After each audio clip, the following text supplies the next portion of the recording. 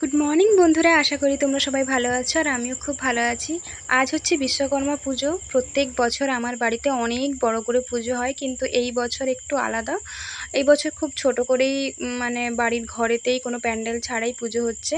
তো আগের বছর তোমাদের ভিডিওতে দেখিয়েছিলাম বাড়িতে অনেক বড় করে পুজো হয়েছিল, প্লাস অনেক কিছু হয়েছিল, অনেক লোকজন এসেছিলো। আর এদিকে দেখো মা সমস্ত প্রায় আয়োজন করে ফেলেছে, আর আমি সমস্ত ফল কেটে আমি সমস্ত প্রসাদ মানে একটা থালাতে আমি সব সাজিয়ে নিয়েছি। এখানে দেখো সমস্ত ফল আর লুচি, সুজি, নাড়ু, যা যা থাকে তো, আর বেগুনি ভেজেছিল মা, আরও অনেক কিছু ছিল। তো এখানে তারপরে বাবা পুজোও শুরু করে দিচ্ছে। এখানে পুজোর কাজটা আমি সমস্ত জোগাড় করে দিয়েছিলাম। বাবা পুজো করবে, এখানে ঠাকুরটা ধোয়া হচ্ছে, মানে স্নান করা হচ্ছে ঠাকুরকে, বিশ্বকর্মা ঠাকুর।